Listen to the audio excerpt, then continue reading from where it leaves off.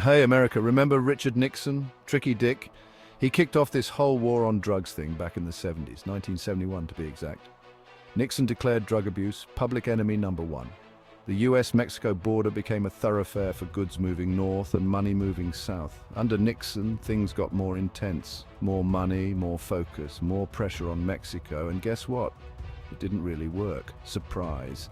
Telling people they can't have something just makes them want it more, especially if they're willing to pay a premium on a bigger, badder black market. But hey, at least we made some drug dealers very, very rich.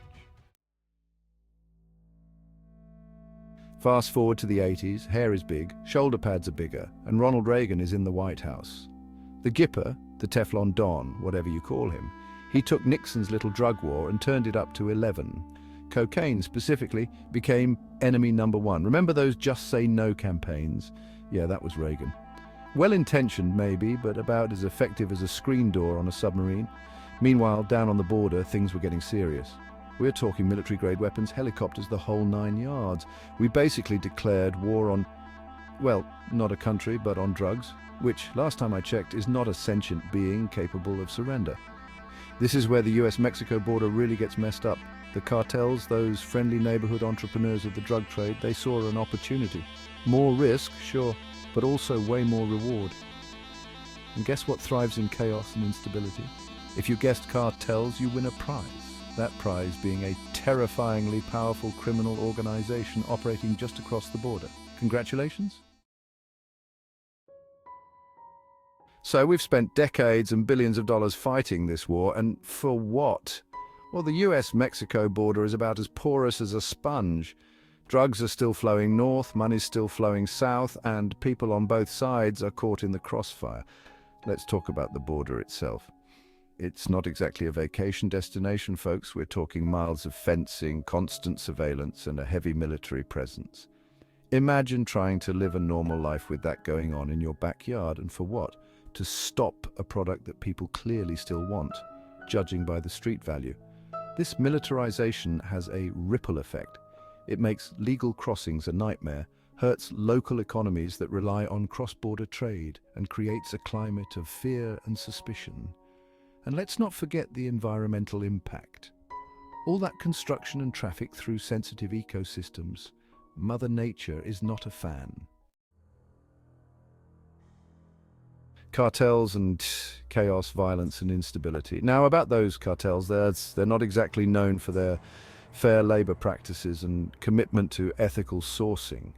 We're talking brutal violence, corruption and human rights abuses on a massive scale. And they're not just a Mexican problem anymore. These guys have their tentacles everywhere, thanks in part to the lucrative market we helped create. Think about it. We treat drug addiction as a criminal justice issue, not a public health crisis. So we lock people up, which doesn't address demand and creates more customers for the cartels.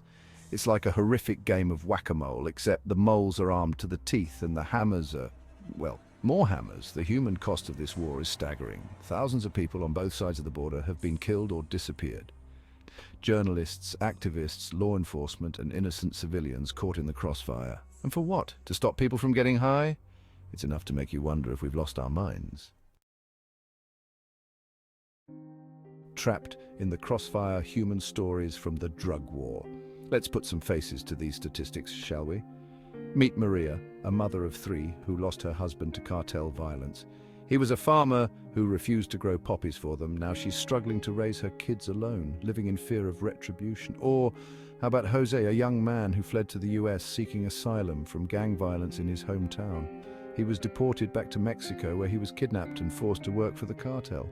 His story is tragically common. These are not just statistics, these are real people, with families, hopes and dreams whose lives have been shattered by this so-called war. A war that, by any objective measure, we are losing. And the longer it goes on, the more innocent people will pay the price. Can we fix it? Seeking solutions. So what's the answer? Well, if it were easy, we'd have solved it by now, right? But one thing's for sure, more of the same, ain't it? We can't arrest our way out of this problem. We need to rethink our entire approach. Treat drug addiction like the public health crisis it is. More funding for treatment, prevention and harm reduction. Portugal did it.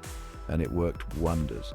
Massive drop in drug-related deaths and HIV infections. Treating people with compassion is more effective than jail. Address root causes: poverty, inequality, lack of opportunity.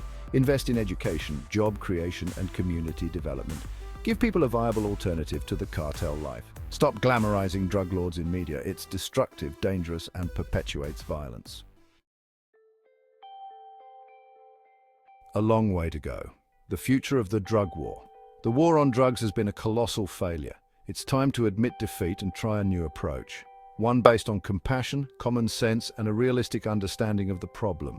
It won't be easy.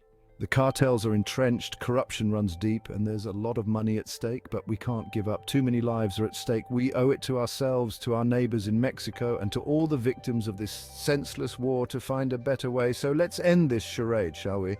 Let's stop throwing money and lives at a problem we can't solve by force. Let's choose compassion over incarceration, prevention over punishment, and hope over fear. The future of the US-Mexico border and the lives of millions depends on it.